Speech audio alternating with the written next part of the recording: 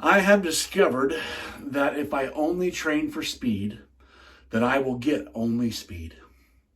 If I only train to try to get below 0.7 from concealment, then I will get that, and I might not get my hit. So.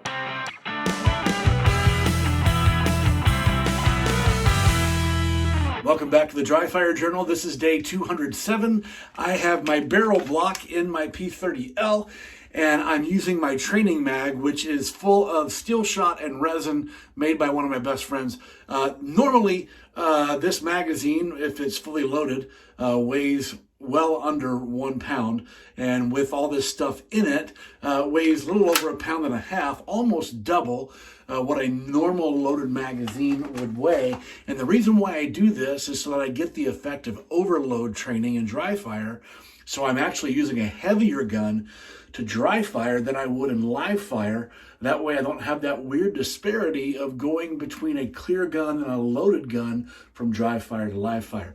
Yesterday's video, day 206 or whatever day it was, I think day 206, we called it Quit Cheating. I went back and watched it, and I was not happy, and I want to tell you why.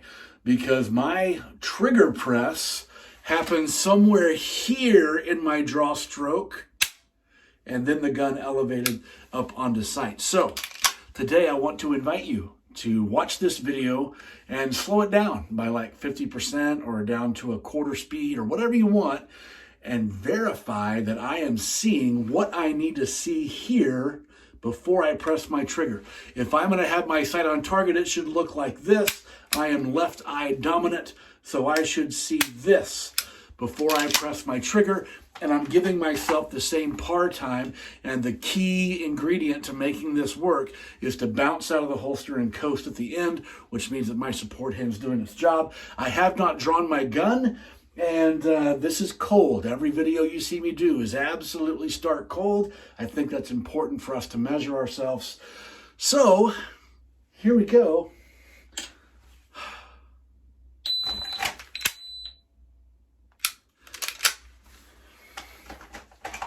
Pretty sure I was late, and pretty sure I pushed a little bit to my outside.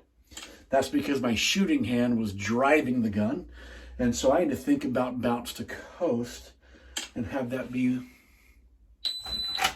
what I do. So, a lot closer on that one. Let's try it again. Another key component, I'm not cheating the draw. My hands are at my side, and I'm not here or hand on the gun or anything funky like that. Oh, light came on, and I jammed my index finger into my weapon light. We're going to try that again. Good gracious. Thankfully, this is why we dry fire. We've discovered this stuff. Let's try it again. Sight was a little bit high. And let's do one more.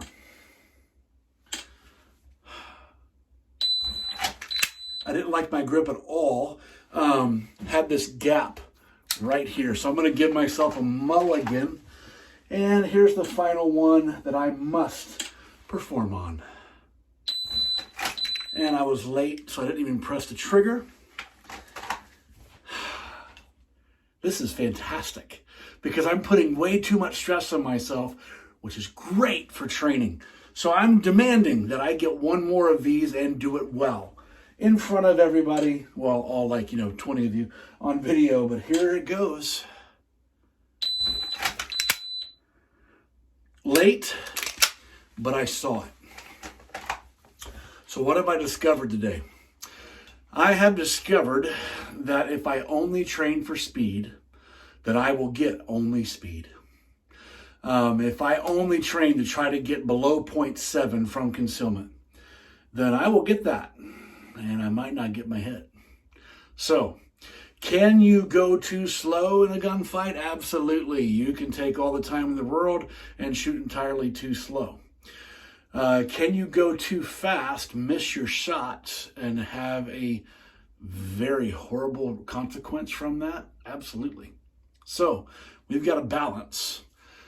How can we accurately, without cheating our draw, get our hits and see what we need to see before we press the trigger.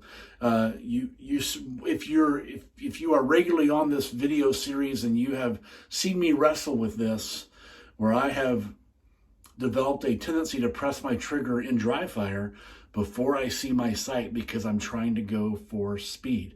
So again, key thought, if you only train for speed, then only speed is what you will get, and that's not necessarily a good thing. So we've got to have skill and competency and vision to go with the speed from the holster. So I know what I need to work on today, and I'm betting this is what I'm going to work on tomorrow. So I'll see you then.